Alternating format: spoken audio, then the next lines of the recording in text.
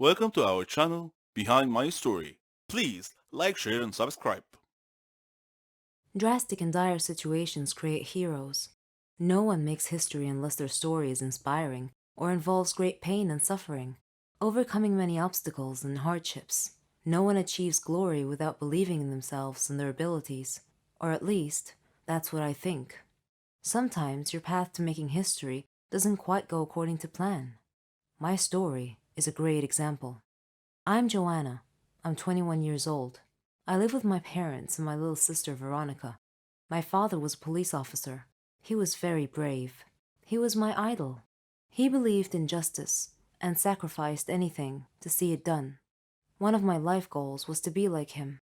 I loved to see him in his uniform. I viewed him as a hero of sorts and believed the old adage that good always triumphs over evil. Unfortunately, that rosy affirmation doesn't always hold true in real life. My father's work used to keep him terribly busy. Nevertheless, he took a few hours off on Veronica's birthday so he could be there with us.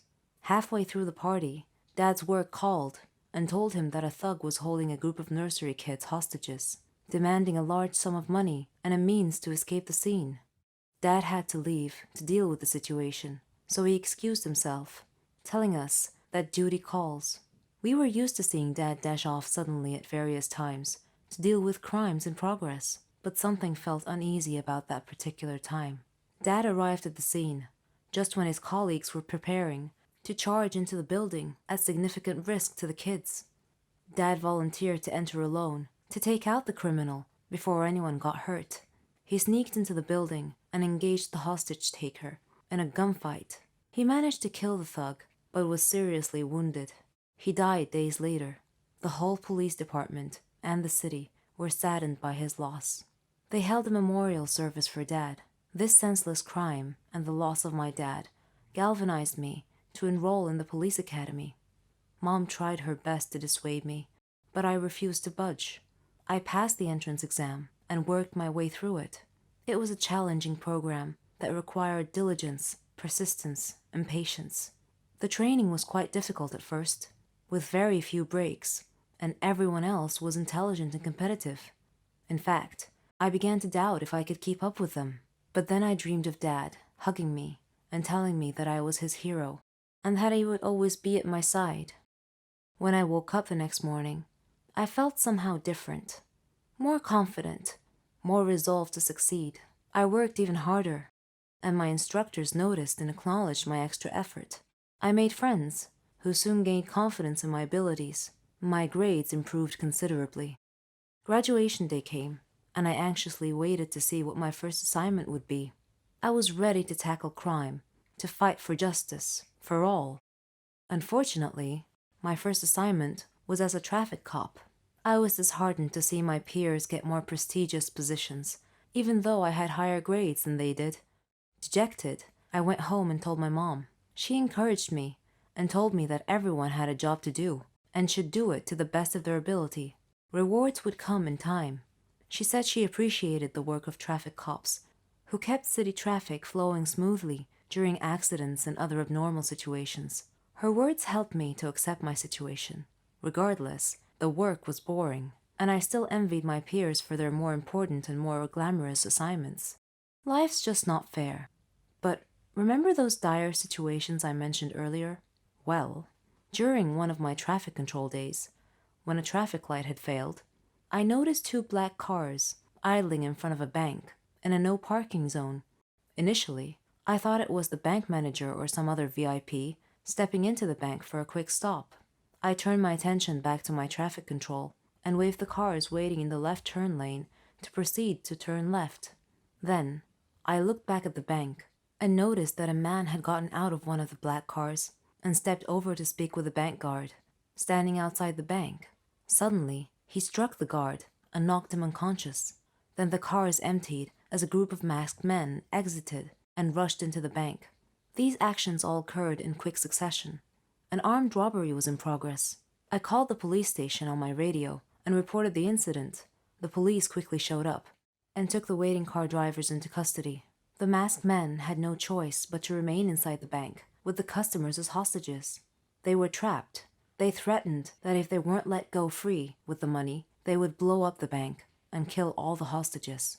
My father's life and death scene played across my mind like a movie rerun. I watched the policemen discussing what to do. I felt that I knew more about these city blocks than they did, because I spent many hours every day plying these streets, directing traffic. So I volunteered to enter the bank alone. Since this was my beat, I knew that the bank had a secret entrance that the criminals couldn't have known anything about. Thanks to my police training, I was able to easily pick the lock on the secret door and sneak in through the back. I saw 2 hallways, one to the left and one to the right. I decided to take the one on the left. I expected that the right one would lead me to the lobby, where the criminals were holding the hostages. As I moved stealthily, I heard a noise and discovered that I had reached the lobby instead. There were 4 masked men watching the hostages, who had been tied up. Then, I spied a bomb in the midst of the hostages. These guys were definitely serious. One of the hostages spotted me, and I gestured to him not to speak or look at me. Unfortunately, one of the thugs had already noticed the hostage looking in my direction. He looked over and saw me. I fired and hit him in the shoulder. I knew the shot would cause the other policemen to rush in, so I needed to distract the masked man quickly. One criminal was holding a hostage in front of him, and he told me he would kill her if I didn't put my gun down. I lowered my gun to the floor, stood up, and raised my hands. All the masked men were watching me with their backs to the main entrance. Just as I was about to get shot, the police squad rushed in and told them to freeze. The thugs surrendered. The hostages thanked me, and the police chief thanked me for risking my life for the hostages. The next day, the governor called me into his office and praised my bravery and dedication.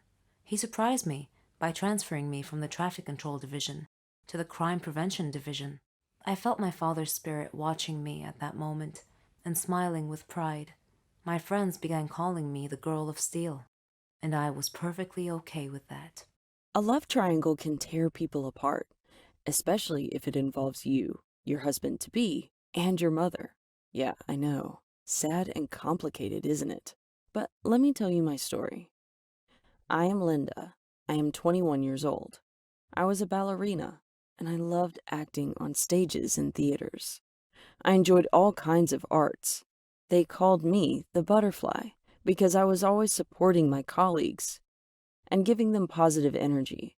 I didn't care much about love stories because I felt that none of the boys I'd ever met ever rose to the level of hero in my assessment. That is, until I met Ethan. He was an angel, handsome, educated, and a true artist. He could play music, draw, and direct movies. He was adored by all the girls on our drama team.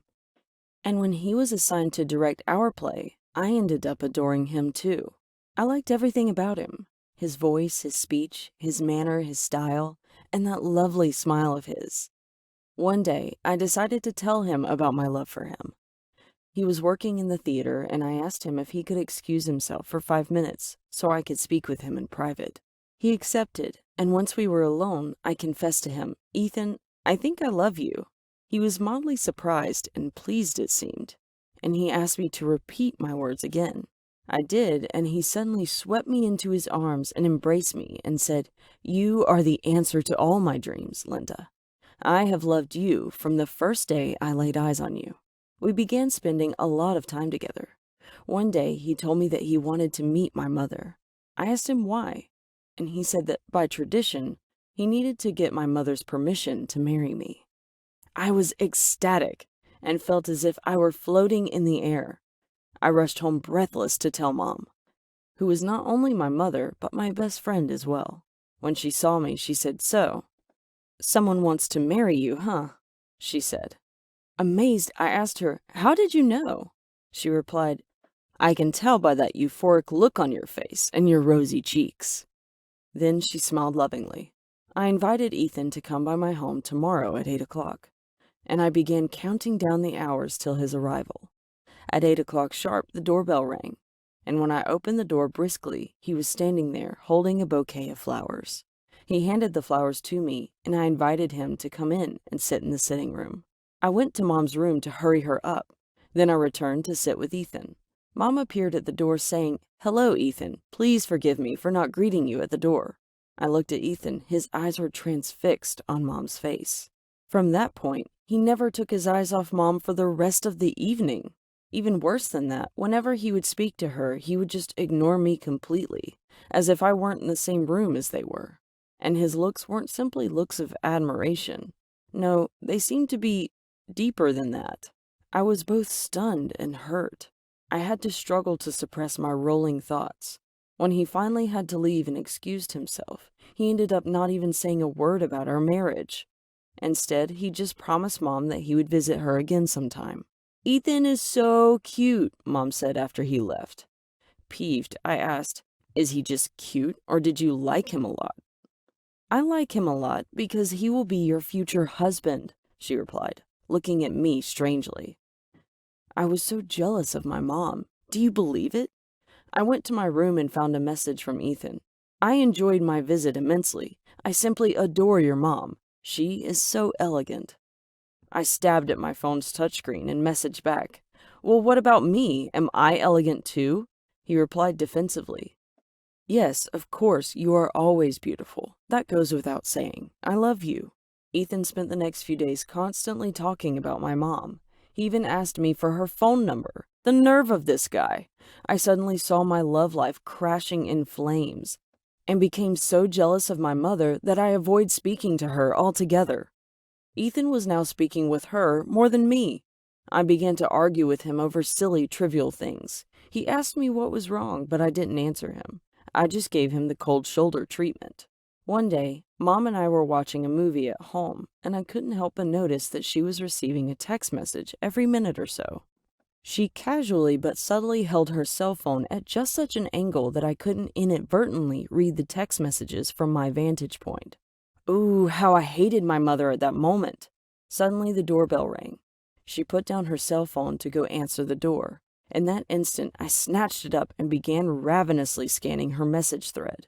From Ethan, "Your face is etched in my heart." I immediately took a screenshot and forwarded it to my phone. When Mom returned from answering the door, I showed her the message from Ethan that I had read and demanded an explanation. She seemed confused, then enlightened, and said, "Oh, okay, I can explain. Just calm down." I shouted angrily, "Explain what? That you two are lovers and I am a blind fool?"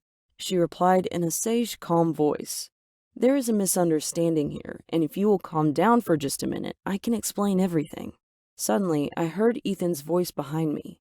He proudly held out a necklace to show me. It had Mom's picture in it. I was incensed, outraged. I said, "You have the gall to show me this necklace with my mom's picture in it? My God!" Confused and taken aback at my sudden outburst of animosity, he cautiously offered in clarification. No, she isn't your mom. She's mine. Look again." Stumped, I looked at the photo more closely. He was right. The woman in the necklace wasn't Mom. When I first looked at her, I mistook her for Mom. The resemblance was uncanny. He explained gently, "When I first met your mom, I was overjoyed. I felt that destiny had granted me not only a new wife, but a second mother as well. When I called your mom the first time, I told her that she looked just like my mother, and I asked her to please consider me as her son, too." I was shocked, speechless. Mom and Ethan were both crying tears of joy. "I am so sorry for my jealous behavior. Please forgive me for my stupidity."